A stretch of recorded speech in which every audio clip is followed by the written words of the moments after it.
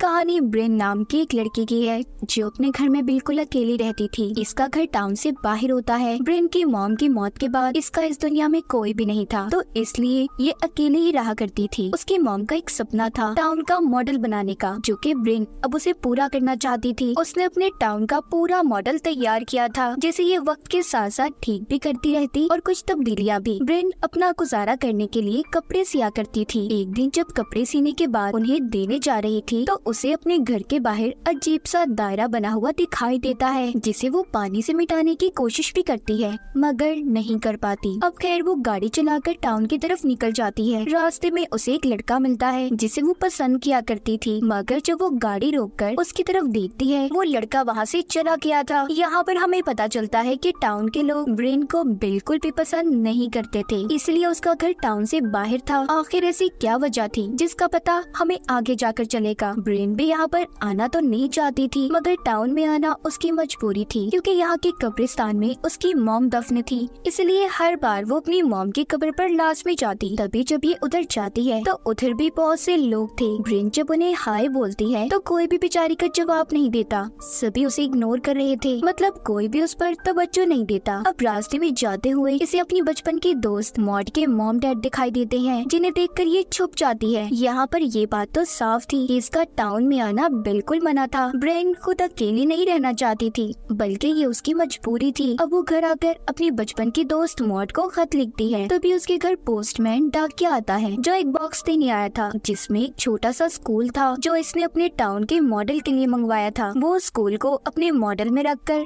बहुत खुश होती है। इसी तरह हंसते खेलते वो अपने खत को भी पूरा करती है, जो कि मॉड को लिख रही थी वो, जिसमें अब ये लिखती है, मॉड मैं जानती हूँ मैं खुद को कभी भी माफ नहीं कर पाऊंगी और मैं तुम्हें हर वक्त याद करती हूँ। इसके घर में मॉड की तस्वीरें भी थी जो सिर्फ उसके बचपन की थी। क्या मॉड कहीं पर चली गई थी? आखिर मॉड का राज क्या था? अब इन सब बातों के बारे में हमें आगे जाकर पता चलेगा। एक रात ब्रेन जब सो रही होती है तभी अचानक से उसके घर की सारी लाइट्स जल जाती हैं, मगर ब्रेन अब भी सो रही थी। कुछ देर के बाद सारी लाइट्स बंद भी हो गई थी। तभी बाहर से किसी चीज के गिरने की आवाज आती है, जिसकी आवाज सुनकर ब्रेन जाग गई थी। वो आवाज दरअसल बाहर से डस्टबिन गिरने की थी। जब ब्रेन उसे ठीक करने के लिए जाने के लिए लाइट जलाती है तो ये क्या, उसके घर की कोई भी लाइट नहीं जलती। जब वो नीचे आती है तो देखती है उसके घर का दरवाजा खुला था और उसके घर में एक अजीब सा क्रिएचर घूम रहा था। ब्रेन जब गौर करती है तो उसे पता चलता है कि वो कोई क्रिएचर नहीं बल्कि एलियन था। उसने भी ब्रेन को देख लिया था, इसलिए अब वो उसका पीछा करता ऊपर की तरफ आ जाता है। ब्रेन जल्दी से भागकर अपने कमरे में बेड के साइड पर छुप गई थी। वो एलियन जब ब्रेन के कमरे में पहुंचता है तो वो बेड के नीचे जाकर छुप जाती है। उसने करीब से उस एलियन के पाँव देखे थे जो बहुत ही अजीब थे। फिर जब उस एलियन को कोई नहीं मिलता वो खिड़की से बाहर निकल जाता है। अब ब्रेन जल्दी से खिड़की को बंद करती है। तभी उसे महसूस होता है कि जैसे वो एलियन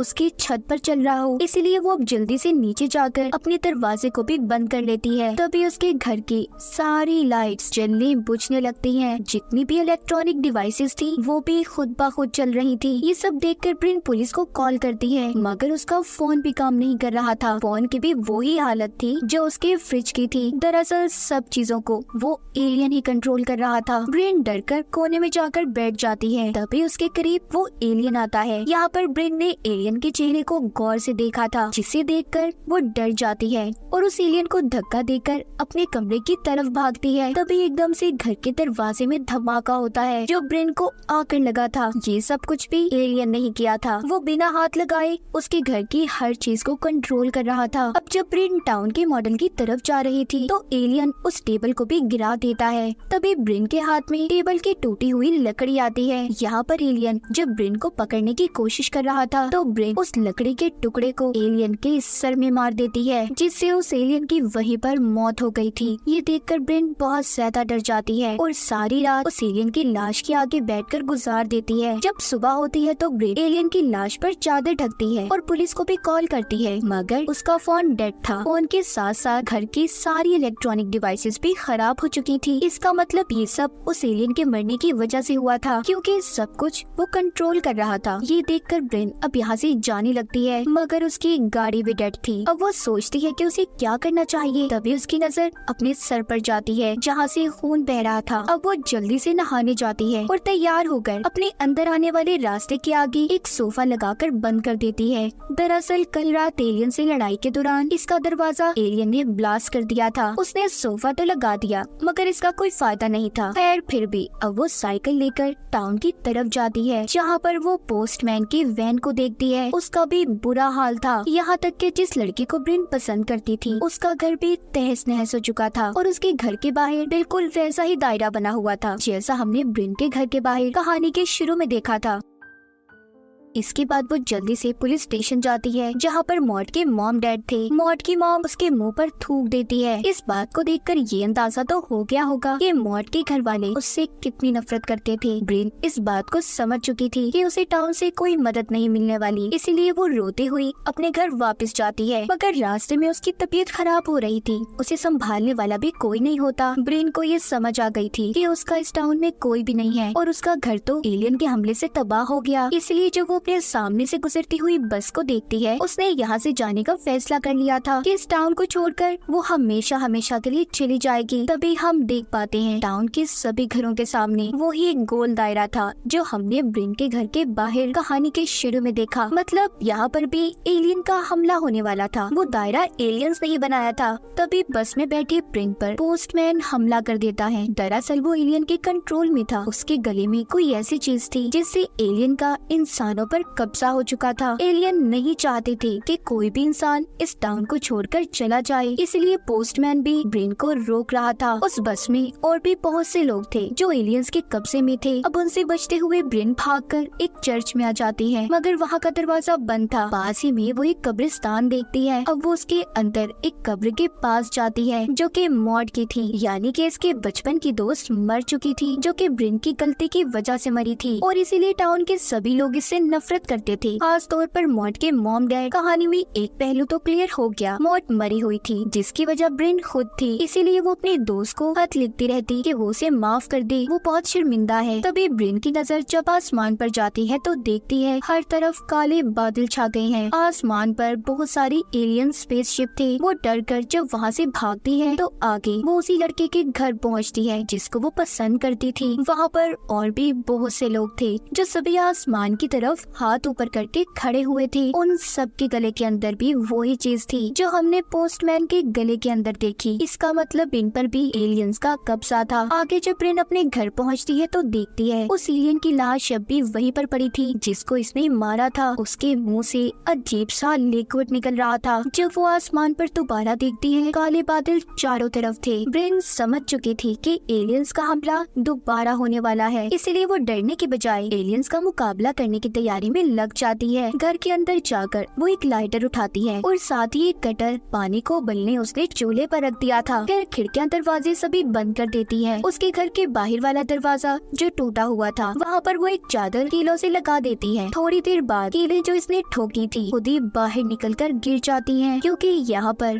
अब एलियंस आ चुके थे। सबसे पहले वो अपने साथी एलियन की लाश को खींचते हैं जिसे ब्रिन ने मार दिया था। ये देखकर ब्रिन घर के बेसमेंट में जाकर छुप जाती है। तभी एक दूसरा एलियन इसके घर में दाखिल होकर इसके पास बेसमेंट में आ गया था। वो उस एलियन को कैंची उठाकर मारना चाहती थी, लेकिन उसके अंदर जो ताकत थी वो हर चीज को अपनी तरफ खींच सकता था, इसीलिए वो कैंची को भी खींच लेता है। ब्रिन के हाथ में मॉड और उसकी जो तस्वीर थी उसे भी एलियन ने अपनी तरफ खींच लिया था और उसे बहुत ही गौर से देख रहा होता है। इसी बात का फायदा उठाकर ब्रिन वहाँ से भाग गई थी और वापस ऊपर आ जाती है। तभी ऊपर उसे एक छोटा एलियन दिखाई देता है। था तो वो छोटा मगर उसके हाथ बहुत लंबे थे। वो ब्रिन को अपने हाथों से पकड़ने की कोशिश कर रहा था। ब्रिन उससे अपने आप को छुड़वाती है और खोलता पानी जो इसने उबलने रखा था उस छोटे एलियन पर डाल देती है, मगर उस एलियन को इससे कुछ भी नहीं हुआ था। अब ब्रिन अपने बाथरूम में छुप गई थी, लेकिन वो एलियन इतना तेज था बाथरूम के दरवाजे को भी अपने हाथों से चीर फाड़ कर देता है। तभी ब्रिन अब खिड़की के रास्ते वहाँ से भागने की कोशिश करती है। जल्दी से एलियन ने उसकी टांगों को पकड़ लिया था। ब्रिन झाड़ू उठाकर उस एलियन को मारती है।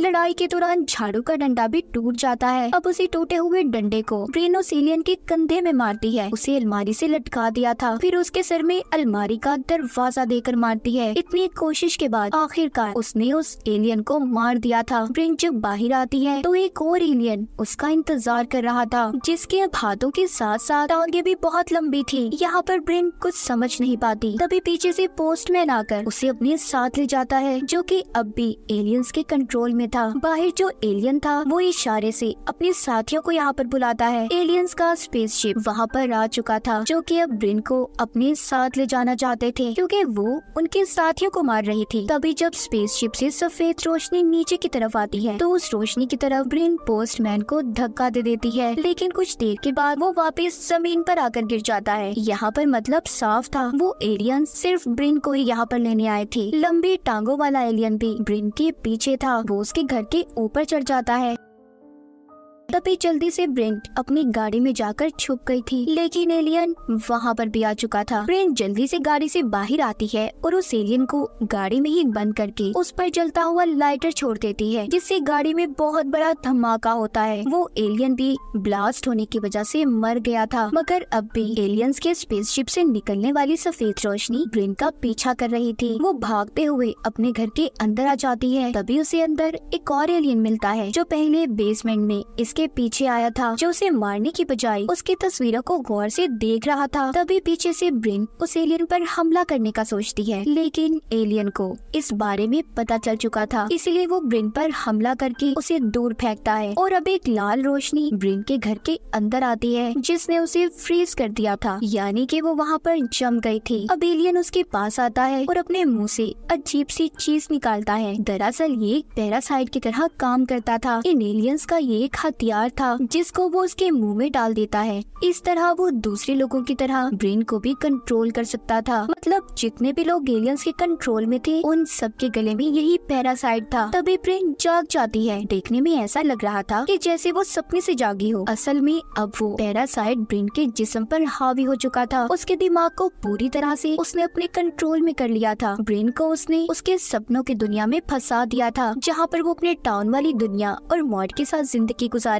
जब वो अपने सामने मॉड को देखती है तो उससे सॉरी करती है कि वो उसे माफ कर दे। तभी यहाँ पर ब्रेन को ये बात समझ आती है कि ये सिर्फ उसका एक सपना है। असलियत में तो उसकी दोस्त मॉड मर चुकी है। इसीलिए वो अपने हलक में हाथ डालकर उस पैरासाइट को निकाल देती है जो उस एलियन ने उसके गले में डाला था। ऐसा करते ही वो अपनी असल दुनिया में होश में आ गई थी। अब जैसे ही वो उस पैरासाइट को जमीन पर गिराती है, उस पर ऊपर से ऑरेंज लाइट पड़ती है, जिससे उस पैरासाइट को एक नया जिस्म मिल रहा था जो कि ब्रेन का था। आसमान पर एलियंस के बहुत से स्पेसशिप थे, हर कोई अपना काम कर रहा था। यहाँ पर हमें उन स्पेसशिप से निकलने वाली रोशनियों के बारे में पता चलता है। सफेद रोशनी इंसानों को ऊपर खींचने के लिए थी, लाल फ्रीज करने के लिए, जबकि ऑरेंज एक नया जिस्म बनाने के लिए थी। अब जो उस पैरासाइट से एलियन ब्रेन बनी थी वो असल ब्रेन पर चाकू से हमला कर देती है, जिससे वो नीचे गिर जाती है। और तभी सफेद रोशनी उसे ऊपर स्पेसशिप में ले गई थी, जहाँ पर ढेर सारे एलियंस थे। वो उसके दिमाग पर उंगली रखकर उसकी यादों को जानना चाहते थे। इससे हमें भी यहाँ पर पता चलता है कि उसके साथ उसकी पुरानी जिंदगी में क्या हुआ था, सारा टाउन उससे नफरत क्यों करता था और उसकी दोस्त आखिर मरी कैसे थी। तो असल में हुआ कुछ यूँ था, बचपन में ब्रेन और मॉड का झगड़ा हो गया। मॉड ब्रेन को धक्का दे देती है, जिसके बदले में ब्रेन ने एक पत्थर उठाकर मॉड को मार दिया और उसकी मौके पर ही मौत हो गई। बड़ी ब्रेन अपने ख्यालों में छोटी ब्रेन को खत लिखने से भी बार बार मना करती थी, ताकि उसकी जिंदगी आगे बढ़ पाए, उसे पुरानी यादें याद न आए। सब कुछ जानने के बाद एलियंस ये फैसला करते हैं कि ब्रेन को वो उसकी दुनिया में वापस भेज देंगे। तभी वो उसे दोबारा नीचे फेंक देते हैं। वो वापस आकर अच्छा महसूस कर रही थी, उसने अपनी दुखी यादों को भुला दिया और एलियंस का मुकाबला किया। हम देखते हैं ब्रेन हंसी खुशी अपनी जिंदगी गुजार रही है। सारा टाउन अब उससे अच्छे से बात भी करता है। जिस लड़के को वो पसंद करती थी वो भी उसके साथ अब ठीक हो गया था। वो एक पार्टी में नाच रही होती है, उसके साथ एक लड़की भी थी। ब्रेन की जिंदगी बिल्कुल ऐसी थी जैसी उसने चाही। आसमान पर अब भी एलियन स्पेसशिप घूम रहे थे। ऐसा हो सकता है कि एलियंस का अभी भी पूरे टाउन पर कंट्रोल हो और उन्होंने ब्रेन की यादों को जानने के बाद उसके मुताबिक सब कुछ ठीक कर दिया, क्योंकि ब्रेन ही इकलौती थी जिसने उन एलियंस का मुकाबला किया था। तो यहाँ पर फिल्म के नाम के मुताबिक कहानी भी क्लियर हो जाती है। No one will save you. यहाँ पर तुम्हें कोई नहीं बचाएगा, तुम्हें अपनी मदद खुद करनी है। ब्रेन को किसी ने भी नहीं बचाया था, टाउन के किसी इंसान ने उसकी मदद नहीं की। तभी मुसीबतों का उसने खुद मुकाबला किया और इसी के साथ इस फिल्म की कहानी भी यहीं पर खत्म हो जाती है।